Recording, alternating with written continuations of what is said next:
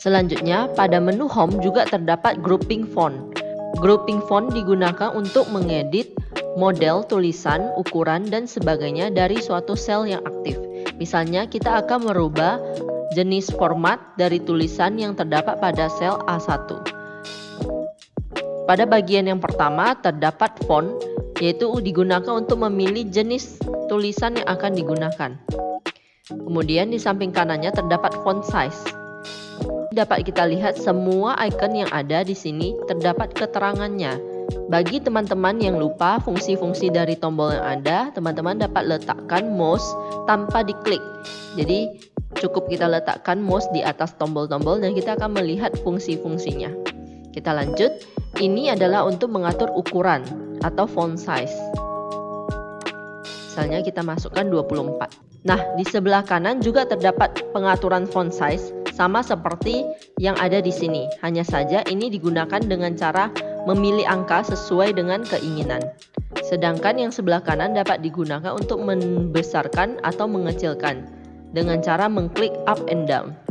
Kemudian di bawah terdapat bold, italic, dan underline. Sama seperti kegunaannya pada Microsoft Office dan PowerPoint, bold digunakan untuk memberi efek penebalan pada tulisan. Kemudian italic untuk memberi efek cetak miring dan underline untuk memberi garis bawah. Nah, di bagian kanan underline terdapat tanda panah yang bisa kita klik. Nah, kita bisa memilih satu garis bawah ataupun dua, underline sama double underline seperti ini. Dapat kita lihat sekarang tulisan kita telah diatur dalam bentuk bold, italic, dan underline. Jika kita mengetikkan teks di tempat lain, format dari teks ini akan tetap sama seperti format yang default atau format sebagaimana mestinya. Jadi yang berubah hanya pada tempat sel di mana kita pilih. Misalnya, ketika kita ingin mengganti format khusus pada A sampai F, maka pada saat melakukan pemilihan, teman-teman pastikan blok terlebih dahulu. Ya, jadi kita blok terlebih dahulu, baru kita lakukan pergantian, misalnya Adobe.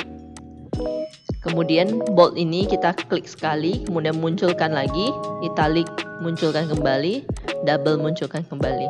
Maka akan muncul hasil yang sama dengan format yang sama dengan A1. Jika Anda ingin mengubah format teks secara keseluruhan atau semua teks yang Anda masukkan dengan format yang sama, dapat klik di sini untuk memilih seluruh halaman kerja worksheet. Seperti ini. Baru kita lakukan pergantian. Mungkin di sini akan terlihat sudah dilakukan bold, tapi pastikan klik sekali lagi untuk hilangkan, kemudian munculkan kembali.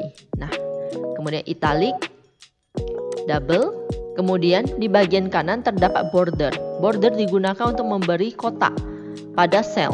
Misalnya kita akan memberi kotak pada sel ini. Atau kita akan menjadikannya tabel. Kita dapat pilih all borders. Nah, hasilnya akan seperti ini. Atau jika Anda ingin memilih efek custom, kita dapat pilih pada more border. Jadi kita dapat tentukan bagian-bagian mana saja yang terdapat garis. Kemudian kita juga dapat mengatur ketebalan garis. Apakah tebal? Seperti ini. Garis 2 double. Kemudian line sebagainya. Bahkan warna dari garis juga dapat kita atur di border ini. Kita juga dapat melakukan penggambaran secara manual. Namun ini tidak disarankan karena sangat memakan waktu.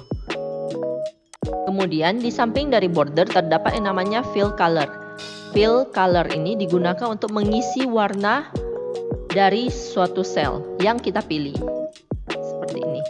Jadi bagi teman-teman yang ingin menggambar di Microsoft Excel, dapat juga Anda coba dengan teknik yang ada seperti ini.